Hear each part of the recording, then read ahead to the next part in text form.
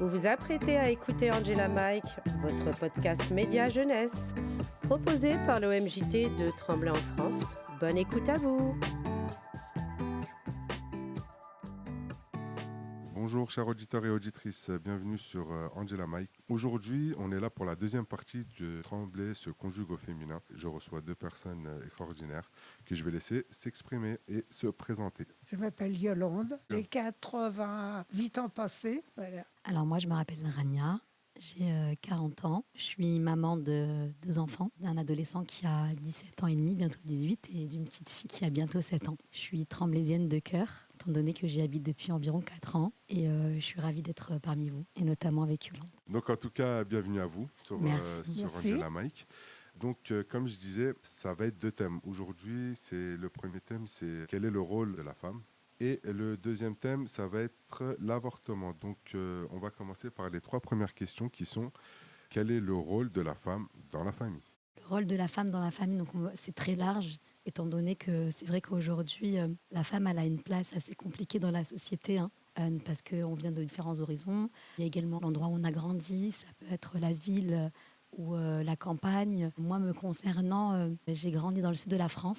Et c'est vrai qu'on a un a priori vis-à-vis de la femme, d'autant plus que moi je suis l'aînée d'une famille, parce qu'en fait on a un peu l'enfant qu'on ne doit pas rater, c'est le premier, c'est le test. Donc moi j'ai vécu beaucoup de responsabilités très tôt, donc ce rôle de la femme dans la famille, je l'ai connu très très tôt, dans le sens où on doit toujours faire attention à comment on doit agir, comment on doit parler, parce que la fratrie d'après doit suivre le même chemin que nous, et les parents sont là également pour faire en sorte qu'on ait la bonne image. Vous comprenez ce que je veux dire du premier enfant.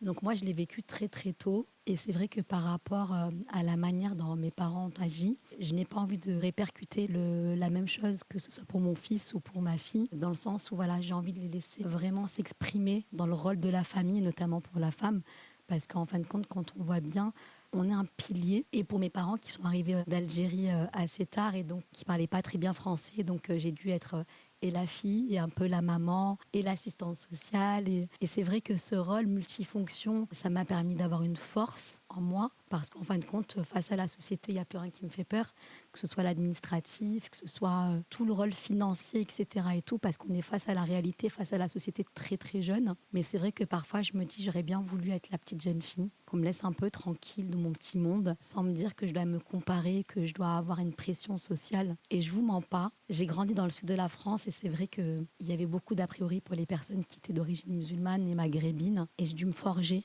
une image que, en fin de compte, je devais garder mes racines pour mes parents, mais face aux personnes que j'avais, aux professeurs, face aux gens que j'avais à l'école, au lycée, au collège, je devais me fondre dans la société et pas être différente d'eux, sans j'avais peur du rejet. Et c'est vrai que toute ma vie, j'ai vécu avec cette double attention de moi-même, en disant « Rania, tu dois être toi-même, parce qu'on compte sur toi, mais à côté, il faut que tu fasses en sorte d'être en harmonie avec la société qui t'entoure. » Ce rôle, il a été difficile. Et après, je suis devenue maman. Et ce rôle de mère, il vient naturellement. Et au début, on a peur, on a plein de préjugés, etc. Et après, je me suis rendu compte que petit à petit, je ne sais pas comment ça se passe, mais je réitère un peu ce que ma mère m'a inculqué. Non. Parfois, ça me fait peur, ce que je me dis. J'ai peur que ma fille devienne un peu comme moi, un peu mystérique, gentille, bipolaire. Et donc, je pars du principe où la femme, avant de pouvoir partager certaines choses dans la famille, il faut qu'elle s'accepte, qu'elle sache ce qu'elle veut, qu'elle soit en corrélation avec elle-même, pour qu'en fin de compte, les enfants, ils aient cette image de confiance en soi. Et je veux que mes enfants, aujourd'hui, grandissent en se disant, en fin de compte, l'estime de soi et d'avoir une mère heureuse, ça les pousse, eux, à vouloir être heureux plus tard. Parce que je pars du principe où plus tard, ils feront toujours les mêmes erreurs que nous. Alors que nos mères, elles les réprimandaient, en fait. Bien sûr. Moi, dans tes paroles, j'ai ressenti une femme très forte. T'es l'aînée. Mais la problématique, c'est qu'on restera aîné toute sa vie. C'est ça. C'est parce qu'aujourd'hui... Le crash test. Oui, parce qu'en fin de compte, aujourd'hui, que je me retrouve dans des situations où je dois gérer des problèmes de famille, parce que l'autre a dit, les on dit, les si. Et en fin de compte, le fait qu'on nous ait toujours donné ce rôle, c'est qu'en fin de compte, ça passe par moi tout le temps. Et moi, ça ne me dérange pas, parce qu'en fin de compte, Au jour C'est d'aujourd'hui, normal. c'est devenu normal.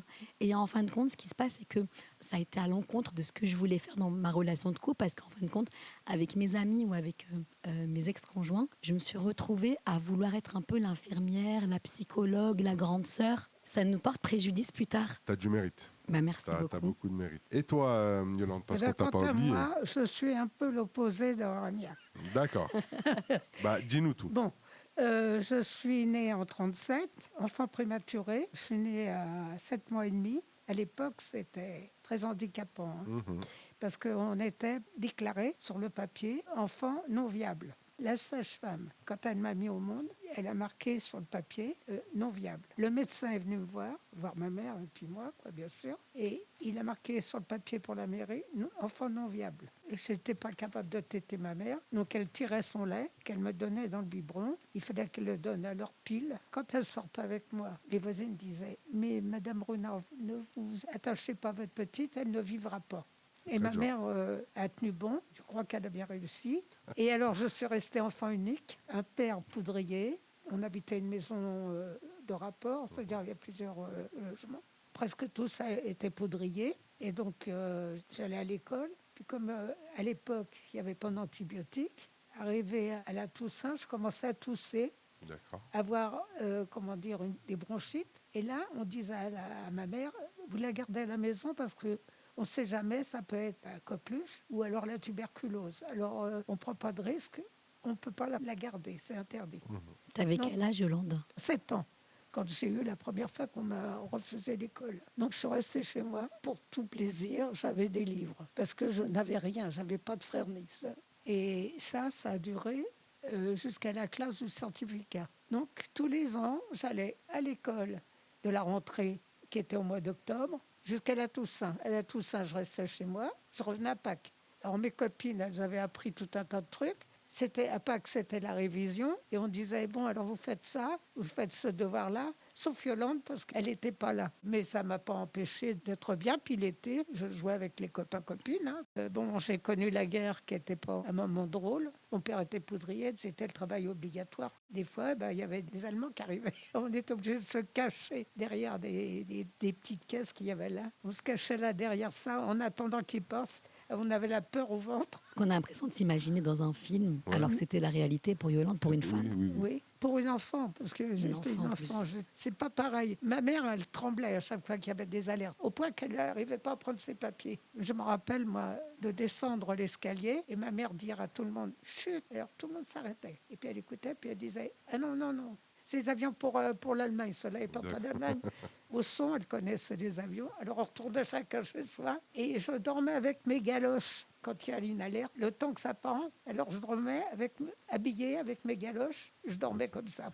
Bon, on a gagné la guerre quand même. Et je me souviens de ce que j'ai ressenti quand les Américains sont arrivés. On a mis les petits drapeaux, on avait mis ça à la fenêtre. J'étais très fière, je me disais, ça y est, la guerre, elle est finie. Je me disais, comment ça va être quand ça va venir, terminer, ce qui va se passer. Et alors, il y avait les Américains qui étaient juste à côté de nous. On n'avait pas tout à fait 7 ans. Alors, ils sont venus nous chercher pour nous faire boire un café au lait. C'était bon.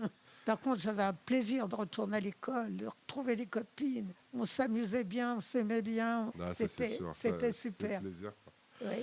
Donc, Alors, comme vous venez de parler oui, là, je t'en prie, vas-y. de la place de la femme dans la famille, suite à mes problèmes que j'ai pas pu reprendre mon travail et que j'avais 3 enfants puisque j'ai eu des jumeaux. C'est vrai. 1 an et demi après le premier, je suis restée à la maison. Et bien là, mon rôle de mère, c'était, bon, bien sûr, ce que font toutes les femmes, c'est les ménages, les courses, les repas, tout ça. Puis comme j'étais à la maison, je tenais les comptes de la maison, je m'occupais des papiers, quoi. Ça soulageait mon mari, travaillait chez Citroën. Il rentrait tard, quoi, parce que c'était à Saint-Ouen. Moi, je m'occupais de mes enfants et des devoirs de mes enfants. On vivait dans 35 mètres carrés. Donc, on va passer à la deuxième question. Comment se partage-t-on les tâches dans la famille? Moi, j'ai parlé un peu de mon expérience. J'ai eu l'occasion, grâce à des ateliers qui sont mis en place par la maison de quartier du vieux pays, de faire des cafés des parents. Et on s'est rendu compte qu'avec beaucoup de mamans, qu'on a exactement les mêmes problématiques. Beaucoup dans le sens où il y a une charge mentale de la femme qui, à l'époque, je pense, était silencieuse. les femmes acceptaient de faire beaucoup de choses parce que c'était dans les mœurs, parce que beaucoup ne travaillaient pas et que le mari les travaillait et que s'occuper de la maison, ben, c'était tout à fait normal. Sauf qu'aujourd'hui, on arrive à une génération où la femme fait des études. Il y a une grande émancipation de la femme depuis environ une cinquantaine d'années, même si on voit encore une grande différence au niveau des salaires et des compétences professionnelles des hommes et des femmes. Mais la femme aujourd'hui veut travailler, veut sortir de sa zone de confort de la maison. Le problème, c'est que le partage des tâches, il est toujours incombé à la femme. Moi, je pars du principe où les hommes aujourd'hui aident beaucoup à la maison, notamment au niveau des enfants, etc. et tout. Mais c'est vrai que les tâches ménagères, les tâches au niveau de la cuisine, que ce soit des courses, c'est souvent donné à la femme parce que ça a été dans les mœurs, c'est comme ça. Et vous pouvez venir de n'importe quel quartier ou ville de France, même du monde entier. Oui, oui. C'est comme ça. Et le problème, c'est qu'en fait, aujourd'hui, les femmes en parlent. On parle grâce aux réseaux sociaux, grâce à Internet, où c'est plus silencieux et elles se disent, en fin de compte, c'est bon, on en a marre. Et en fin de compte, aujourd'hui, même les scientifiques se sont interrogés sur ça et ils ont même donné un nom, un burn-out. Ils ont donné aussi un nom scientifique à l'hormone du stress qui s'appelle le cortisol, qui est lié à des maladies, au cancer du sein, qui est lié à des dépressions, qui est lié à des maladies également au niveau de l'estomac. Alors il y a deux côtés. Il y a les femmes qui sont à la maison, qui ne travaillent pas et qui disent en fin de compte, je n'ai pas forcément le choix. Et moi, je suis de la génération où j'ai préféré aller travailler. Je sentais que 70% des tâches, c'est moi qui les faisais. 30%, c'était lui qui les faisait. Mais c'est vrai qu'à un moment ou un autre, il faut qu'il y ait un équilibre des tâches. Et ça part dans la communication. Si on ne discute pas entre nous, il y aura un non-dit toute notre vie. Et en fin de compte, moi, personnellement, j'ai supporté des choses qu'aujourd'hui, je ne voudrais plus supporter et que je ne voudrais pas que ma fille supporte. Et au quotidien, j'éduque mon fils à faire des choses que je voudrais qu'il fasse plus tard avec ses enfants, avec son épouse ou pour lui-même. Demain, il quitte la maison. Mais j'aimerais bien que demain, qu'il se débrouille tout seul, qu'il n'ait pas besoin de cette présence féminine. Et qu'en fin de compte, je pars du principe où si on n'en parle pas, on ne le dit pas, ça restera comme ça. Donc les tâches, pour moi, c'est 50-50. Ou sinon, ça, je vous assure, ça crée des malaises, ça crée des maladies. Et les non-dits, c'est ce qui aujourd'hui pousse au divorce, pousse les gens à être mal dans leur mariage, dans leur vie de couple, dans leur famille. Et je ne vous mens pas, je viens d'une génération où les femmes, nos mamans, elles ont élevé leurs fils comme des princes. Ah oui, ça c'est maghrébin, ça. Ah ouais, mais et le problème, c'est que c'est nous, les femmes d'aujourd'hui, qui payons ça. Donc, à nous, les femmes, de changer cette génération et de faire en sorte que nos enfants puissent connaître la réalité des choses dans une famille. Je suis tout à fait d'accord avec toi, Rania. Alors moi, je viens d'un milieu totalement différent. C'est-à-dire que mon père était prêt à donner un coup de main à ma mère, même quand elle ne travaillait pas. Hein, et ils faisaient beaucoup de choses ensemble. Et moi, je suis tombée sur un mari, il faisait la lessive à sa mère qui était malade. Je me rappelle quand j'avais les jumeaux, quand ils rentraient le soir, que j'avais donc 2 biberons à donner, et ben, il en prenait un. Mon mari, il était prêt spontanément à m'aider. Il n'y avait pas de problème. Je n'ai pas connu ça, moi. Toi, tu as eu le côté 50-50. 50-50. Ce que disait Rania. Toi, c'était du 70-30. Alors moi, dans mon couple, oui. Mais par contre, moi, j'ai un papa qui a énormément aidé ma mère. Moi, mon père, milieu de la restauration. Donc, c'est quelqu'un déjà qui était commis de cuisine. Donc, ça veut dire qu'il est dans un restaurant étoilé. Donc, c'est vrai qu'ils étaient un peu tirés à la 4 épingles, vraiment. Un peu comme les militaires dans les restaurants. Donc, il a beaucoup aidé ma mère. Et je pense que c'est pour ça que mon père a un caractère difficile, très ronchon. Et ma mère l'a toujours supporté. Et elle m'a dit, en fait, c'était un des rares qui rentrait à la maison après le travail et qui passait le coup de balai et qui faisait la vaisselle et qui m'aidait. Et je pense que vraiment, pour le coup, c'est vraiment des couples qui fonctionnent. Et il y a une tendresse qui se met parce qu'en fin de compte, la personne qu'on a en face de nous, elle ne le fait pas par plaisir, mais elle le fait pour pouvoir nous soulager.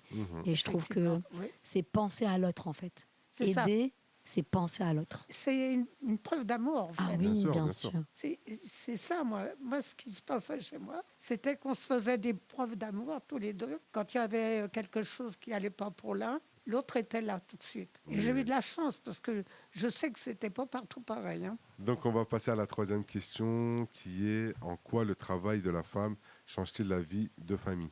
Mais tout, bien sûr que oui. Explique-nous en condensé. C'est très simple. Actuellement, je suis au chômage. Donc actuellement, je suis à la maison. Je me suis rendu compte que lorsque je travaillais, mes enfants, c'était mes colocataires. J'ai l'impression qu'on était là pour vivre ensemble. Dans la famille, on perd beaucoup de moments. On sacrifie des moments avec nos enfants qui sont en fin de compte élevés par l'éducation nationale. Le matin, le centre, la journée, l'école, l'après-midi, le goûter. Et en fin de compte, arrivé le week-end, je pense aux mères qui travaillent dans les hôpitaux, qui travaillent les week-ends. Et je me dis, mais à quel moment on va vraiment passer avec eux du temps de qualité? C'est qu'une course contre la montre et les années passent. Et en fin de compte, on se rend compte qu'on a raté beaucoup de choses de leur vie. Certes, il y a un confort financier, mais au détriment d'un temps perdu avec nos enfants. Ça, c'est sûr et certain. Et ça crée trop de stress. Je suis pour le travail, mais limité. Quand on a des enfants en bas âge, les enfants, ils ont trop besoin de nous. J'avais une nounou à côté de chez moi. Le matin, je voyais les mères qui couraient les bras avec un bébé dans les bras pour aller le porter à la nounou, puis qui repartaient pour aller au travail. Je me disais, mais c'est pas naturel, la maman, elle est faite pour garder son enfant dans les bras, pour lui donner de la tendresse, pour un tas de trucs. Quand j'habitais au Bedot, j'ai vu une petite fille qui devait avoir 4 ans et qui tenait son petit frère qui marchait à peine pour aller chez la nourrice. La mère la déposait au bout de la rue et elle partait au travail. Quelle vie ils avaient déjà tout petits comme ça. Après, il faut penser aussi qu'il y a des femmes qui endossent mal le fait de rester à la maison avec les enfants et qui ont besoin de cet équilibre. Les femmes n'ont pas le choix. Après, il y en a qui n'ont pas le choix. Après, il y en a qui ont le choix, mais qui préfèrent un équilibre. J'ai besoin de sortir de la maison, j'ai besoin d'avoir une autre activité que ma propre famille pour être en corrélation avec moi-même. Et c'est vrai que quand on voit bien ces personnes-là, elles ont trouvé leur équilibre. Moi, je pars du principe où chaque femme doit trouver son équilibre. Une mère et une femme heureuse, c'est un époux heureux et des enfants heureux. Je suis sûre que c'est ça. Et moi, je l'ai connu, tout en restant à la maison. Pour ça, la femme, elle n'a pas une vie facile, parce qu'elle est obligée constamment de faire des choix. On a une résilience en nous qui fait qu'en fin de compte, on n'a pas le choix. C'est naturel. C'est pour ça que chez les lions, les lionnes, c'est elles qui vont à la chasse. C'est elles qui chassent, c'est vrai. C'est ça, oui. Et nous, on flemmardise, on est là. Je suis lionne, donc... Au soleil. C'est comment dire, c'est une très belle comparaison. En fait, la femme, elle a la douceur, elle a la patience. Et donc, ce qui se passe, c'est que la plupart des hommes, des présidents, des hommes politiques, ce sont des hommes parce que nous, les femmes, on a ce côté du cœur qui vient agir. On parle avec le cœur, on fait les choses avec le cœur. C'est ce qui nous rend très, très sensibles. J'espère que vous appréciez ce podcast. Si c'est le cas, laissez un like et un commentaire. Et n'oubliez pas de vous abonner à notre chaîne YouTube et à notre Insta @OMJT. On va poser la première question du deuxième thème, qui est: en quoi l'avortement concerne-t-il le contrôle de son propre corps ? Alors, c'est assez compliqué parce qu'aujourd'hui, l'avortement, on a l'impression que c'est devenu banalisé, dans le sens où depuis, moi, je suis partie de la génération où, à l'époque de l'avortement, en 1975, il a été légalisé par une femme qui s'est battue pour nos droits, Simone Veil, qui a connu la guerre et les camps de concentration. Et malgré ça, elle s'est ressortie assez forte et elle s'est battue pour les femmes. Peut-être aussi parce que Mme Halimi, qui s'est... Ah oui, Gisèle Halimi, bien sûr. Une jeune fille, elle devait avoir 14 ans, elle a avorté. Illégalement. Elle a avorté, elle a été dénoncée, il y a eu un procès. Madame Halimi a pris le procès en main. Ça a été retenti, mais dans toute la France, on en a parlé beaucoup. Il y avait des jeunes qui sont partis manifester. Ça a accéléré les choses. Et ça a accéléré les choses. Simone Veil a dit une phrase, a dit que pour n'importe quelle femme, ce n'est pas de gaieté de cœur d'avoir à affronter un avortement. L'avortement est un drame et ça restera un drame. Il suffit juste d'entendre les femmes qui l'ont vécu. Oui. Mais aujourd'hui, si on l'a mis en place, l'avortement, c'est pour des raisons. Il y a des raisons qui font qu'aujourd'hui, les femmes passent par cette épreuve. Je pars du principe où il y a des filles qui subissent des violences psychologiques, qui ne peuvent pas tomber enceintes, que ce soit avant le mariage, ou peut-être elles sont trop jeunes. Et je pense qu'il y a des personnes qui n'ont pas les moyens ou les capacités intellectuelles ou physiques. Il y a des personnes qui sont malades, qui ne peuvent pas s'occuper d'un enfant. Et en fin de compte, il y a des personnes qui n'ont pas envie. Et je vous dis la vérité, parfois je me dis, est-ce qu'un enfant aujourd'hui doit être mis sur cette terre et vivre de manière à être malheureux parce qu'il arrive dans une famille où on ne voulait pas de lui. Et je pars du principe où ça a été mis en droit, c'est que c'est les femmes qui sont battues pour ça. Donc c'est elles les premières intéressées. Et malgré ça, j'ai l'impression que c'est un peu tabou. Et c'est vrai que je me suis posé la question en me disant, mais un jour, si je dois avorter, comment je dois faire ? Les gens de ma génération, elles n'avaient pas le droit d'avorter. Quand elles avortaient, parce que soit elles avaient trop d'enfants, ça arrivait aux mères de famille qui avaient 5-6 gosses et puis qui disaient un de plus, on ne peut plus vivre, quoi. Elles disaient, je vais me sacrifier. Celles qui pouvaient faire ça avec un médecin, elles avaient beaucoup de chance. Celles qui avaient le moyen d'aller voir une femme qui faisait les avortements, celles qu'on appelait les faiseuses d'anges, eh bien, ces femmes-là, elles avaient des chances de s'en sortir. Et les autres qui ne savaient même pas où il y avait quelqu'un qui pouvait les aider, qui étaient toutes seules, qui n'osaient même peut-être pas dire à leur mari qu'elles étaient enceintes, qui prenaient une aiguille à tricoter, perçaient leur placenta au risque de faire une hémorragie et de mourir sans assistance, qui des fois n'arrivaient pas à évacuer tout le placenta, tout ce qui peut arriver quand on n'est pas soigné, quoi. Eh bien, c'était horrible.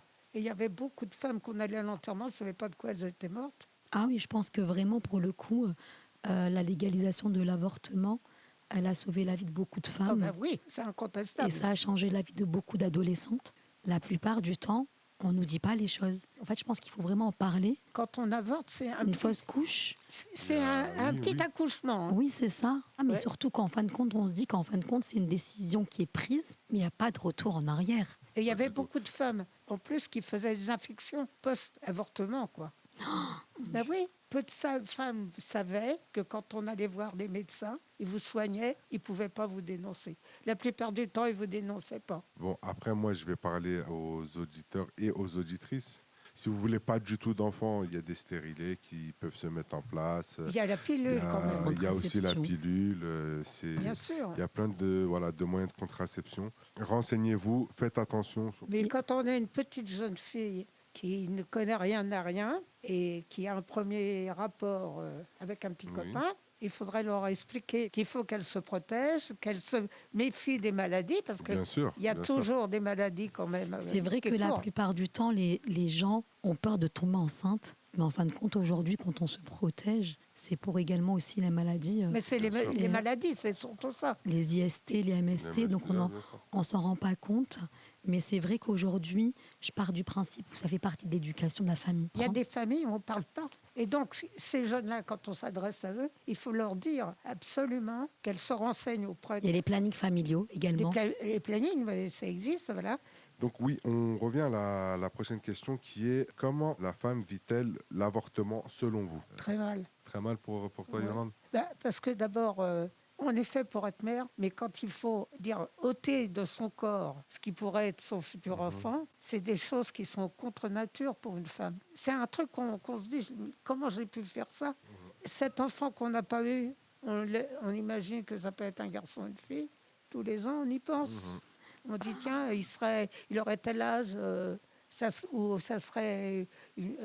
serait ceci, ou il serait cela. Je pense que ça doit être une décision très compliquée, surtout c'est une décision qui doit être prise très rapidement. Il y a des délais en France, donc pour moins souffrir, donc il faut y aller plus vite, sans marche arrière. Je pense qu'il y a certaines femmes qui le vivent comme un soulagement, parce qu'en fin de compte, quand c'est des conditions où il y a abus sexuel, ou quand c'est des conditions où la fille est trop jeune, où elle ne peut pas se permettre, je pense qu'il y a des femmes qui le font parce qu'elles n'ont pas le choix. C'est triste de se dire, en fin de compte, on avorte aujourd'hui, mais peut-être est-ce que demain on pourra avoir un enfant ? Est-ce que demain on pourra être mère ? Donc c'est une décision, je pense, qui est très dramatique. Je ne pense pas qu'on y va avec une motivation extrême. Et d'où l'importance vraiment d'avoir une personne qui nous accompagne lors de cette épreuve en tant que femme. En France, il y a environ entre 200 000 et 250 000 avortements. Et ce n'est pas que des jeunes filles. Il y a quelque chose qui joue dans le sens où les femmes ont une carrière professionnelle. Et beaucoup, en fin de compte, pour leur carrière professionnelle, décident de ne pas avoir d'enfants. Ça coupe une carrière professionnelle parce qu'on doit partir en congé maternité. Il y a ce critère-là. Je pense qu'au jour d'aujourd'hui, il y a de plus en plus d'avortements qu'il y a 10, 15, 20 ans. Donc, on va passer à la dernière question. Parle-t-on assez du regard et de la santé mentale d'une femme qui a avorté ? C'est tabou. Il n'y a personne qui personne ne parle. Mais les premières intéressées ne veulent pas en parler. C'est ça. Elles n'en parlent pas forcément. Et même quand on voit bien dans les émissions, que ce soit à la télé, à la radio, on n'en parle presque pas. Pourquoi ? Parce qu'en fin de compte, on sait très bien que des gens ont pris une décision, ça va réveiller des douleurs. Et bien ces douleurs-là, en fait, on préfère les enfuir. Et en fin de compte, ces femmes-là, il ne faut pas qu'elles restent seules en se disant « je vais l'enterrer dans un coin de ma mémoire et de mon cœur et je vais souffrir en silence ». Je pense que c'est ce qui arrive énormément. Et de se dire, en fin de compte, on est dans un pays avec une liberté d'expression, avec des droits à n'en plus finir, et qu'il y a des professionnels qui sont là pour permettre à ces gens-là d'accepter leurs décisions, de pouvoir échanger et de trouver les mots de ce qu'elles ressentent. Qu'elles sachent que les médecins ne rapportent pas, ils ont le Bien secret sûr. médical. Bah oui, exact. c'est le Ça, secret. il faut Faut leur pas dire. l'oublier. En tout cas, merci beaucoup d'avoir Avec participé plaisir. à mon podcast. Je vous en, Yolande, merci beaucoup. je vous en prie. Rania, pareil. Merci, ce sera en avec tout cas, plaisir. merci beaucoup. Vous êtes toutes les deux livrées. C'est surtout en plus pour un mois de la femme. Je tiens à vous dire merci. J'espère que vous apprécierez ce podcast et on se revoit la prochaine fois.